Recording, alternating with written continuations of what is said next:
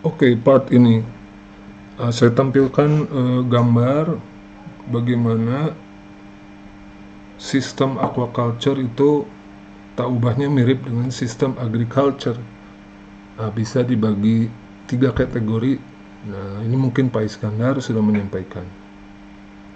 Jadi budidaya itu bisa ekstensif, semi-intensif, dan intensif.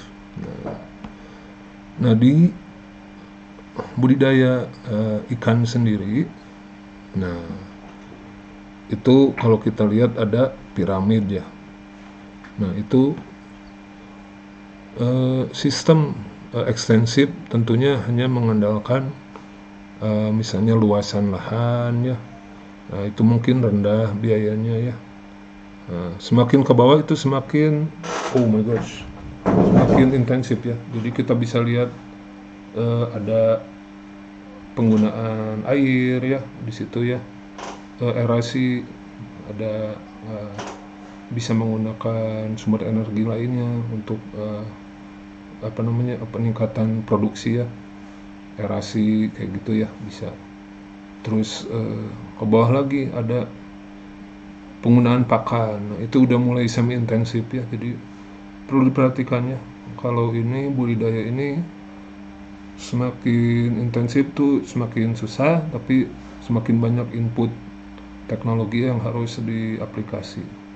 Nah, kalau intensif itu spesiesnya itu di situ ya, ada high value species, yakni spesies yang bernilai ekonomis tinggi. Contohnya apa kalau di itu di aquaculture? Udang contohnya. Tapi udang juga bisa nggak nih di KJA? Nggak tahu juga kan. Nah, makanya nanti spesies apa sih yang cocok? Nah, kita harus teliti dengan benar dengan aspek rekayasa ini. Kemudian semakin intensif, semakin meningkat kemampuan manajemen budidaya ya, semakin meningkat pula polusi dari sistem budidaya dan juga buangan dari budidaya sendiri ya. Nah, semakin meningkat pula apa di sebelah saya, increase disease risk, yakni peningkatan penyakit bisa ya. Nah, ini escapes itu kabur ya, ikan bisa kabur dari KJA bisa itu jadi satu chapter sendiri, bahasan sendiri, escape dari karamba. Namun kalau kita ikan kabur itu bisa terjadi persilangan dengan spesies di alam, itu bahaya ya. Kemudian ada peningkatan penggunaan kimia ya, bahan kimia dan lain sebagainya. Nah, itu semakin intensif harus ditingkatkan dari segi kualitasnya ditingkatkan dan keamanannya harus ditingkatkan. Nah, biasanya ini menjadi pemahaman untuk budidaya secara keseluruhannya. Jadi mau budidaya apa dulu nih? Nah, untuk meningkatkan profit tentunya nggak mungkin kan spesies yang biasa-biasa aja. Spesies yang bernilai tinggi kayak gitu. Ikan spesies laut yang dibudidayakan, kobia contohnya bisa ya. Kalau di laut ya. Tapi kalau di budidaya air tawar juga bisa ikan tilapia misalnya.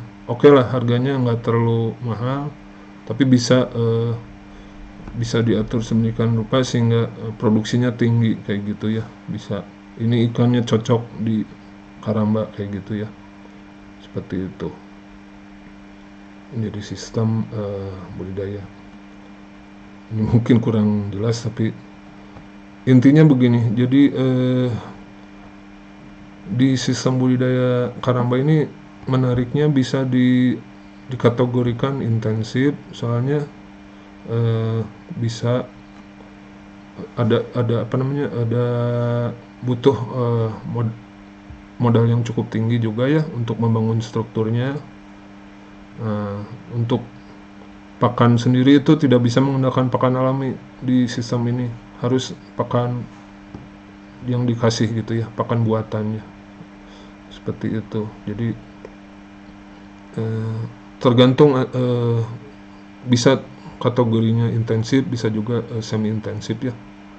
Kalau ditambah aerasi kayak gitu ya, pengelolaan limbahnya itu udah masuk intensif kayak gitu ya. Bahkan yang hobi diving. Nah itu di luar negeri dipakai itu sebagai tenaga untuk memeriksa itu jaring-jaringnya, apakah ada yang berlubang, agar mencegah tidak ada yang kabur ikannya, kayak gitu ya, kayak gitu, untuk membersihkan jaring-jaring itu, kayak gitu. Jadi menariknya gini, ketika kita lihat KJ ini nggak semata-mata sistem karamba ini aja ya, satu jenis ikan bisa juga diintegrasikan dengan spesies lain. Nah itu udah integrated multi trophic aquaculture atau singkatannya IMTA. Itu bisa digabung dengan rumput laut, bisa juga dengan budidaya kerang-kerangannya. Itu bagus ya. Jadi buangan-buangan yang dihasilkan dari budidaya ikan ini kan ada ya, ada hasil metabolisme, ada dari sisa pakan. Nah kalau dibiarkan kan kalau dasar perairannya ini rendah, itu kedalamannya rendah, itu bisa mengakibatkan penumpukan nutrien sehingga terjadi blooming. Nah kenapa kita biarkan itu ya, nutrien itu bisa dimanfaatkan untuk nutrien tersebut untuk perkembangan organisme lain sehingga menjadi produk sampingan hasil produksi, kayak gitu. Jadi statistiknya seperti itu. Ini Bapak udah jelaskan di video part pertama ya. Jadi budidaya keramba itu cukup banyak ya, dilakukan oleh berbagai negara ya, dan spesies-spesies ikannya cukup banyak, seperti itu.